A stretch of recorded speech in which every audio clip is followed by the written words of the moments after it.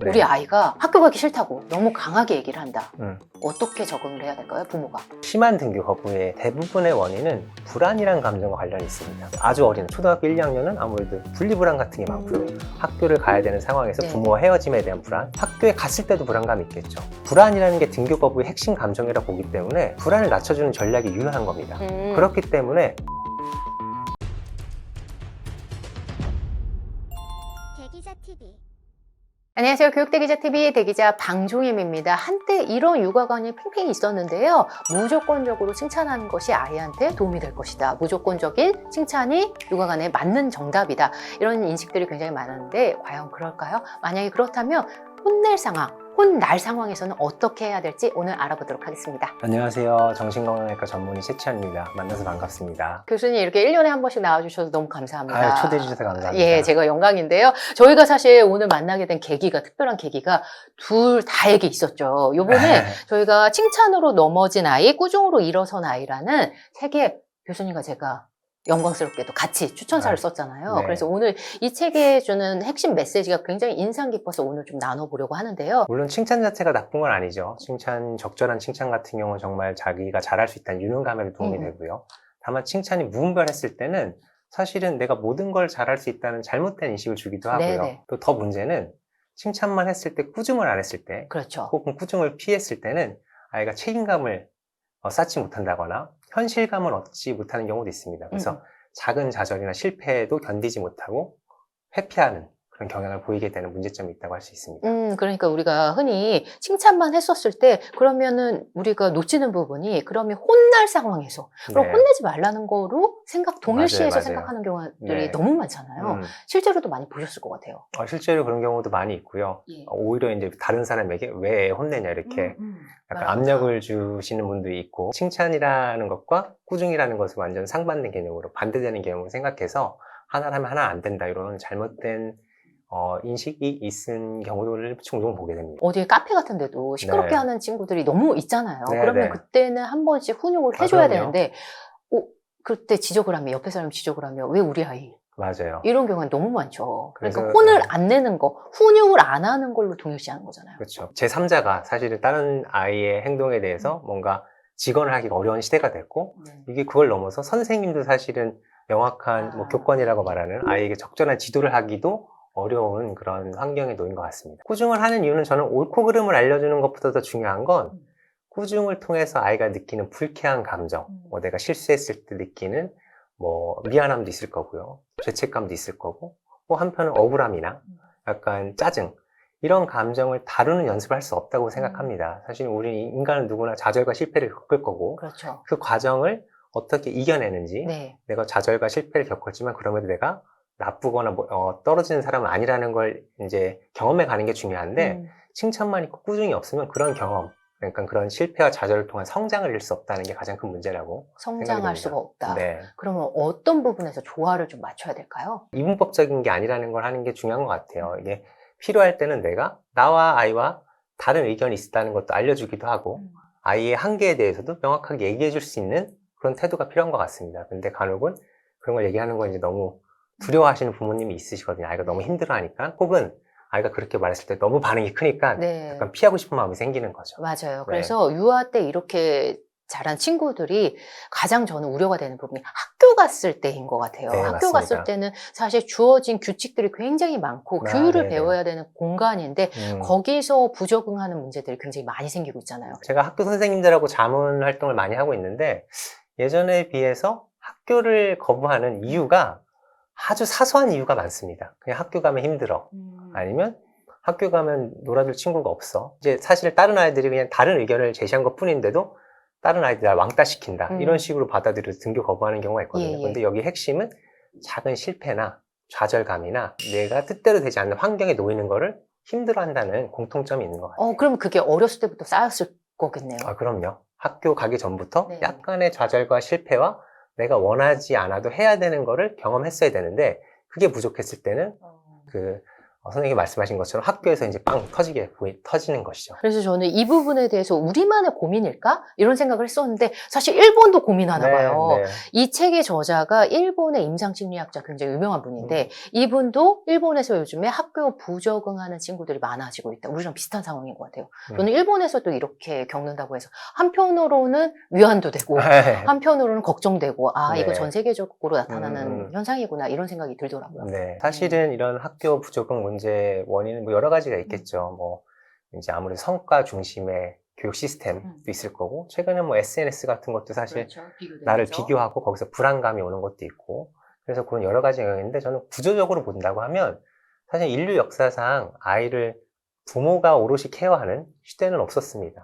50년 전만 해도 할아버지, 할머니, 옆집 아저씨, 뭐 이웃 사촌이 이제 같이 키웠죠. 그 전에 공동체가 키웠고요. 네. 근데 현대 사회는 인류 역사상 처음으로 네. 부모가 아이를 케어해야 된다는 어떤 압박감이 있고, 압박감이 있기 때문에 부모가 아이가 힘들어하는 상황이나 실패를 보는 거를 견디기 힘든 상황이 됐어요. 그러니까 부모가 부족해서도 아니고 네. 이런 사회 구조적인 영향 때문에 예전에 비해서 아이가 힘든 모습을 부모가 참기 힘든 시대가 된 거죠. 그렇기 때문에 아까 말씀드렸던 적절한 꾸중, 적절한 피드백을 주지 못하게 되고, 그에 따라서 아이들은 좌절과 실패를 견디는 힘, 이걸 좌절내성이라고 하거든요.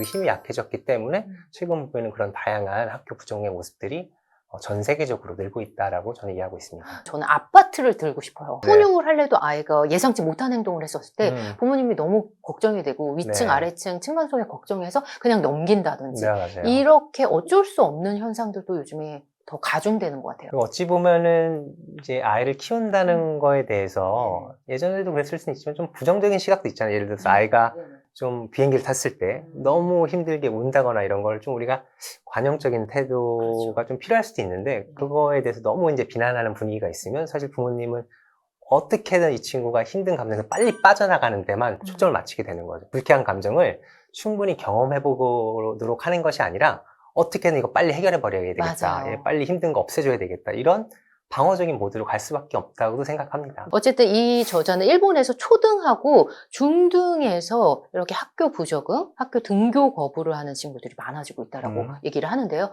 코로나 이후에 우리도 비슷한 상황인 것 같아요. 코로나가 주는 영향이 저는 또 꽤나 컸다고 생각하는데 네. 말씀하신 것처럼 코로나가 되다 보니까 부모님이 더 오롯이 우리 아이를 맡아야 되는 상황들이 더 크게 발생한 것 같아요. 등교라는 게 예전에 엄청 중요한 가치였거든요. 저 어렸을 때만 해도 개근상이 가장 중요한 상이었고, 그리고 웬만하면 아파도 가라 이런 분위기였는데 최근에는 그렇진 않죠. 학교 가는 것 자체가 필수가 아닌 선택 정도가 됐고, 다양한 대안도 생겼잖아요. 뭐 대안학교가 있다든지 홈스쿨링도 있고, 그리고 코로나 시대에는 온라인으로 했기 때문에 더욱 이렇게 대면으로 학교를 가는 게 아주 중요한가라는 퀘스천 마크가 붙은 거죠. 그래서 등교 거부에 대한 증상, 그 모습이 조금 더 널리 퍼진 것도 있고, 조금 더 쉽게 생각하는 것도 있는 것 같습니다. 근데 핵가족화가 되니까, 사실 부모가 아침에 아이가 학교 안 가고, 이게 칭얼거리고 이럴 때, 이 학교를 보낸다는 게 너무 힘들기도 해요, 사실은. 아이가 너무 거부하면. 너무 거부하면 부모도 힘들고, 조금 더 포기하는 경우도 있고, 또 아이가 힘든 모습을 보는 것도 힘드니까 정말 이게 등교 가는 게 맞나? 라는 질문도 스스로 하시게 되는 거죠. 그러다 보면 등교 거부가 조금 더 좀 쉽게 이루어질 수 있는 환경에 있는 건 분명한 것 같습니다. 선택이다라는 부분에 완전 공감하는 게 요즘에 개근거지라는 얘기가 있더라고요. 저는 그 맞아요. 얘기 듣고 너무 슬펐거든요. 저희 때만 하더라도 배우는 거, 친구 사귀는 거 모든 게 다 이루어지는 공간이 학교였는데 요즘은 그렇지 않은 것 같아요. 이걸 그냥 받아들여야 될까요? 등교 거부를 어떻게 생각해야 될까요? 등교 거부라는 건 저는 사실은 예전만큼 정말 등교를 안 하면 정말 문제다 이렇게 생각하지는 않습니다. 실제로도 정신과에서도 예전에 뭐 몇십 년 전에는 등교 거부는 정신과적 응급이었거든요. 거의 자살하고 동급으로 친 거죠. 근데 요즘은 그렇게 생각하지 않습니다. 그래서 등교라는 게 선택이 될 수 있는 건 맞지만 사실 등교 거부라는 그 이면의 핵심은 작은 실패나 좌절감을 맛보는 걸 회피하는 전략을 쓰는 게 문제라고 생각해요. 그래서 등교 거부보다 더 중요한 건 그런 학교뿐만 아니라 다른 영역에서도 조금만 힘들 것 같거나 조금만 실패할 것 같으면 피하는 전략, 포기하는 게 있는지 이걸 보는 게 훨씬 중요한 것 같습니다. 사실 그거는 해결돼야 될 문제인 거죠. 등교 거부라는 건 원인과 결과가 모두가 됩니다. 약간 정신과적인 어려움에. 등교 거부라는 겉모습 이면에 사실은 어떤 어려움이 있는지를 찾는 게 사실 전문가 역할이거든요. 등교 거부라는 겉모습 이면에 예를 들어 내가 우울하다거나 내가 너무 무기력하다거나 학교 자체에 대한 불안이 있을 수도 있어요. 그리고 학교를 갔을 때 부모와 떨어지는 불안이 있을 수도 있고, 이런 거가 원인이 돼서 등교 거부가 되는 경우가 있고요. 또 아까 말씀하신 것처럼 등교 거부를 통해서 2차적으로 또래 관계의 관계를 형성하지 못한다거나 사회 규칙을 배우지 못한다거나 뭔가 그 시기에 배워야 하고 경험해야 되는 경험을 놓치게 되는 그런 2차적인 피해도 있기 때문에 원인과 결과가 다 될 수 있는 거죠. 그럼 피해 정도. 네. 그러면 원인이 어디에 있느냐 이걸 좀 더 살펴봐야 된다. 우선은 이해를 하는 게 중요하죠. 왜 그럴까를 보는 게 일단 중요합니다. 무조건 학교 가야지만 하는 게 효과적이지 않은 이유는 그 이면에 여러 가지 어려움이 그대로 있고 있는데 학교만 가라고 하는 거기 때문에 효과가 없는 거거든요. 그래서 밑에 있는 거 충분히 확인하고 밑에 걸 하나씩 해결했을 땐 등교 거부가 또 자연스럽게 해결될 수 있는 여지가 있는 거죠. 이 책에서 이 저자는 네. 일단 등교 거부를 아이가 했었을 때 등교를 무조건 그런데 일단 학교만 가. 네. 그러면서 등교를 무조건적으로 추천하거나 자극을 주는 일은 좀 막았으면 좋겠다. 네. 이런 부분에서 위험성이 더 있다. 이렇게 지적을 해주셨거든요. 교수님 생각은 어떠세요? 일반적으로는 그 원칙은 맞습니다. 왜냐하면 등교 거부, 심한 등교 거부의 대부분의 원인은 불안이라는 감정과 관련이 있습니다. 아주 어린 초등학교 1, 2학년은 아무래도 분리불안 같은 게 많고요. 학교를 가야 되는 상황에서 부모와 헤어짐에 대한 불안, 또 학교에 갔을 때도 불안감이 있겠죠. 또래 관계에서 오는 어려움 때문에 오는 불안감이 있을 수가 있고, 뭐 발표 같은 특정 상황에 대한 불안이 있을 수가 있죠. 불안이라는 게 등교 거부의 핵심 감정이라 보기 때문에 불안을 낮춰주는 전략이 유효한 겁니다. 그렇기 때문에 학교를 가야지 너 왜 안 가? 이 압박감을 주는 거는 일반적으로 불안감을 높이는 전략이죠. 네네. 그렇기 때문에 등교 거부에 대해서 조금 더 열린 마음으로 네가 등교를 가지 않을 수도 있다는 걸 좀 알려주는 게 오히려 불안감을 낮춰주고 또 초반에 저와 치료자와 관계를 맺는 데 도움이 됩니다. 만약에 근데 계속되면요? 맞아요. 이게 걱정되잖아요. 부모 입장에서는. 그걸 또 이분법적으로 생각해서 그런 거거든요. 등교 거부가 있으면 무조건 받아줘야 된다. 아니다. 근데 그런 게 아닌 거예요. 초반에는 등교 거부에서 충분히 이해하는 과정 동안은 이 친구한테 받아주는 게 필요한 거고, 조금 받아줬을 때 아이가 조금 에너지도 생기고 불안이 낮춰지면 그때는 조금씩 푸시를 해야 되는 거죠. 밀당이 필요한 겁니다. 근데 무조건 당기는 것도 없이 밀기만 하면 문제가 생기는 거죠. 근데 대부분의 경우는 학교 가야지 밀기만 하기 때문에 문제가 생기거든요. 그럼 충분히 어려움도 들어주고 아이의 감정도 공감해주는 상태에서 조금씩 해보자. 이런 전략을 써야 되는 겁니다. 자기도 안 가도 된다는 생각도 있을 거고, 그리고 안 가다 보니까 아까 비슷한 것처럼 경험을 해보지 않았기 때문에 두렵고.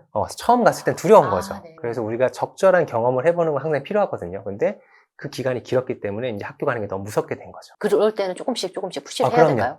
이게 사실 양육이라는 건 결국 밀당 게임이거든요. 밸런스 게임입니다. 너무 명언 나오셨는데 네. 한 번만 더 짚어주세요. 밸런스 밀당 게임. 칭찬만 하는 것도 아니고 꾸중만 하는 것도 아닙니다. 이 책에서 뭐 꾸중으로 일어섰다고 해서 꾸중만 하냐? 당연히 아니죠. 당연히 안정된 관계에서 적절한 칭찬도 하면서 꾸중도 하는 거죠. 밀당인데 등교 거부도 마찬가지입니다. 일단 아이가 너무 힘들어하면 지금은 밀 때는 아닌 거죠. 그럼 내가 충분히 공감해주고 필요한 어려움이 뭔지를 찾아주고 그걸 해결해주는 노력이 필요할 거고, 그래서 아이가 조금 더 뭔가 할 수 있을 것 같다. 이건 직감 영역이거든요. 그러면 조금 푸시해보는 겁니다. 부모의 직관 있잖아요. 왠지 이거 걸을 수 있을 것 같은데 한번 세워도 보고. 맞아요. 그게 이제 직관 영역이죠. 이거 그러면 세워야 되나 말아야 이렇게 이분법적으로 생각하진 않잖아요. 네네. 해봤는데 안 되면 좀 쉬게 해주고, 네. 그러다가 될 것 같으면 조금 다시 해보고, 이런 끊임없는 과정이지 이 순간 어떤 선택을 해야 되느냐는 사실 중요하지 않습니다.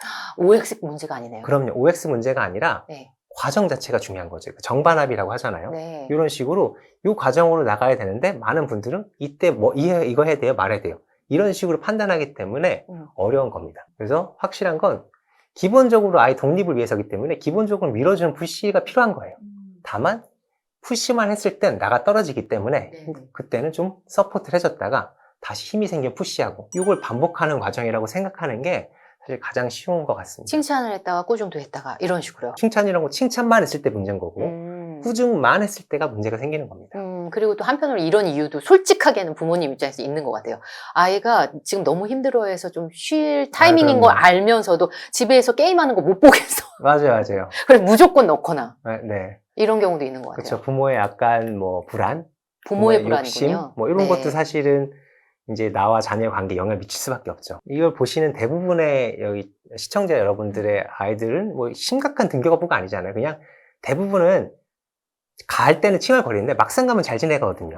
그런 경우는 사실은 그냥 원칙대로 그래도 가는 거다. 이렇게 해도 대부분은 문제는 없습니다. 학교는 원래 당연히 가는 거야.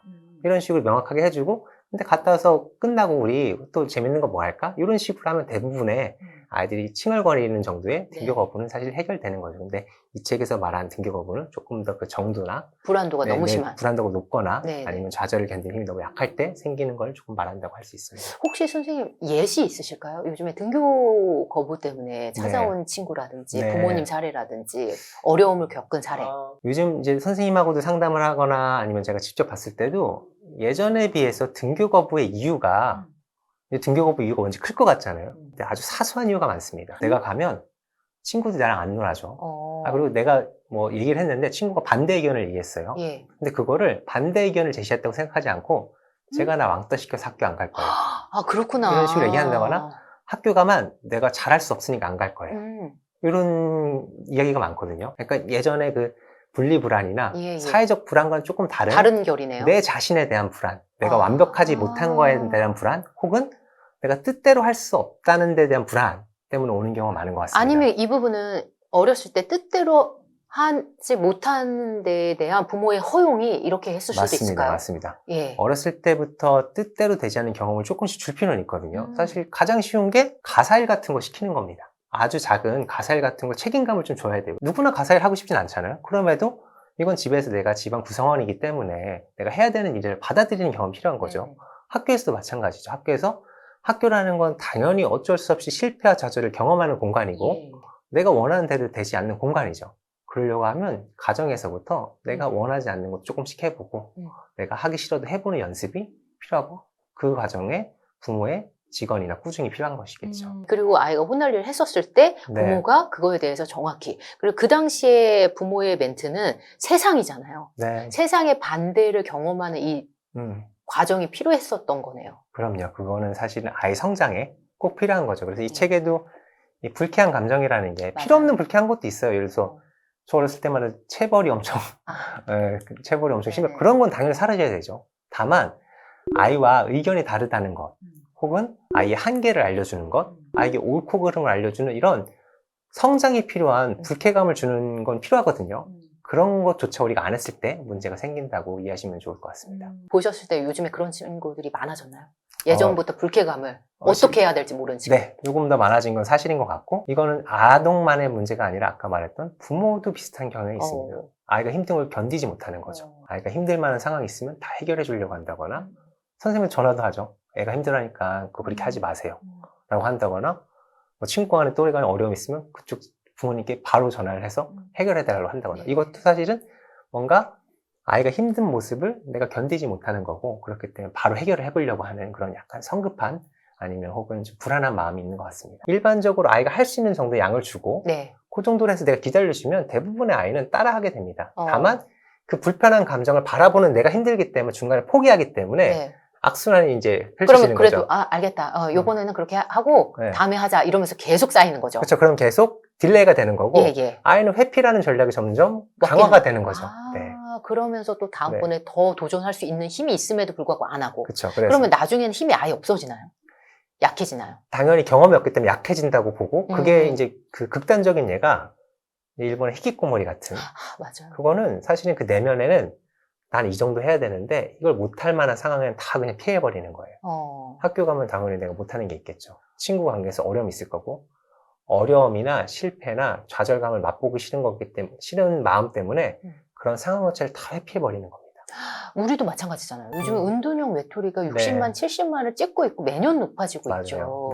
이게 어떻게 보면 뭐 일반화하기는 어렵지만 어렸을 때부터 도전하고 불쾌한 일을 좀 해소해서 능력을 쌓는 이 기회들이 많지 않았기 때문일 수도 있겠다라는 생각이 들더라고요. 그거를 이제 우리가 좌절내성, frustration tolerance라고도 하고, 그걸 회복하는 능력을 회복 탄력성이라고 하잖아요. 그게 약할 때는 사실은 그런 회피 전략을 쓰는 게 어찌 보면 당연한 겁니다. 그러면 이런 전략은 어떨까요? 부모님들이 아까 말씀하신 것처럼 사회 현실 문제에서 지금 구조가 많이 바뀌었고 세상의 흐름이 바뀌었기 때문에 혼내는 일에 부담을 느끼는 경우들이 굉장히 많은 것 같아요. 훈육하는 부분에서 부담을 느껴서. 그래서 학교 가서 또는 어린이집에, 그러니까 세상의 반대 목소리, 훈육을 외주화하는 거죠. 맞습니다. 이 책에서 이런 표현이 나오거든요. 이 불쾌한 감정을 관계 안에서 해소한다, 이런 표현이 나와요. 그러니까 불쾌한 감정을 부모와의 관계에서 해결하는 게 중요한 겁니다. 근데 외주화했을 때 문제는 사실 이 친구의 행동을 제약하고 이 친구한테 직언을 하는 건 나고 나로 인해서 불쾌한 감정을 느끼는 건데 이 감정을 딴 데 가서 풀려고 하는 거예요. 그렇기 때문에 문제가 생기는 겁니다. 그러니까 부모도 약간의 나의 책임을 좀 회피하고 싶은 마음이 있는 거죠. 그리고 또 외주하는 또 다른 양상은 남 탓하는 거예요. 학교에서 힘들어한다? 친구 관계에서 문제가 생겼다? 그러면 그 친구 잘못했네? 아니, 선생님이 지도 잘못했네?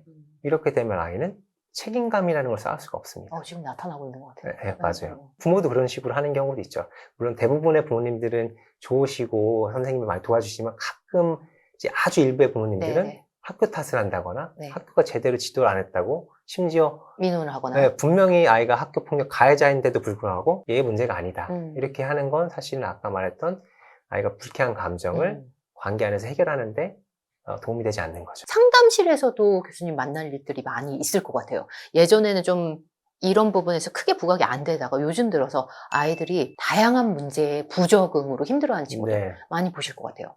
그럼요. 아까 말했던 것처럼 학교는 네, 무조건 학교는 있고. 물론이고 이제 사회적으로 철수, 예. 회피하는 전략을 하는 친구가 상당히 많습니다. 그리고 이 딱 봤을 때 청소년을 했을 때 너무 무기력해 보여요. 그리고 꿈도 없고 당연히 뭐 꿈이 없을 수도 있는데 그것뿐만 아니라 너무 현실적이에요. 나중에 뭐 하고 싶어? 좋아하는 게 뭐야?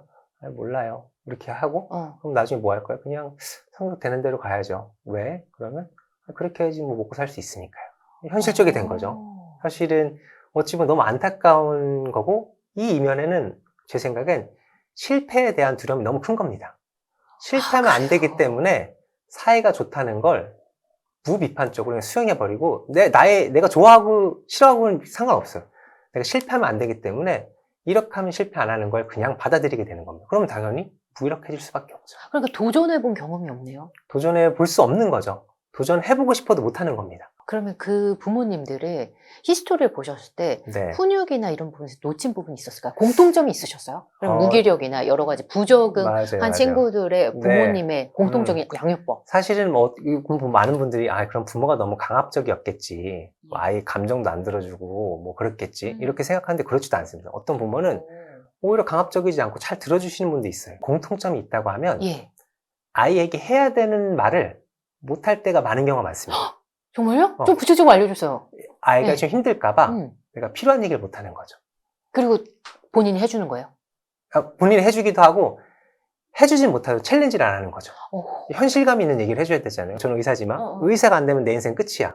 이렇게 말한다면서 현실감과 괴리가 있을 수 있는 거잖아요. 그러면 그게 아닐 수 있다는 것도 얘기해줘야 될 거고 의사가 아니라 다른 직업이 좋은 것도 있다는 것도 얘기를 해줘야 되는데 그 챌린지를 못하는 거죠. 왜냐면 내가 그걸 했을 때 아이가 감당을 못하고 감당을 못하기 때문에 너무 큰 반응이 나타난다거나 아이가 더 무기력해질까 봐. 그래서 이 겉모습은 다르더라도 그 이면에는 아이에게 필요한 얘기, 아이에게 아까 말했던 불쾌감을 주는 그런 꾸중이 부족했다는 공통점이 있는 것 같습니다. 그 부모님 입장에서 걱정되셔서 그래요. 그럼요. 다시 말하자면 부모가 나쁜 의도가 아닙니다. 아이가 힘든 거를 좋아하는 부모가 어디 있어요. 아이가 힘들어하는 모습은 나도 힘들고요. 아이 그런 모습이 너무 두렵다거나 아니면 부모가 완벽주의가 있어서 예를 들어 내가 이렇게 하면 아이가 잘못될 것 같은 어떤 불안감이 크다거나 그러면 그렇게 이제 적절한 대응을 하지 못하는 경우가 있는 거죠. 부모의 진정한 역할에 대해서 한번 생각해보는 그런 계기가 필요하신 분들께 칭찬으로 넘어진 아이, 꾸중으로 일어선 아이를 좀 추천드리고 읽어보셨으면 하는 바람이 있고요. 오늘 장시간 함께해 주셔서 교수님 감사합니다. 감사합니다. 네.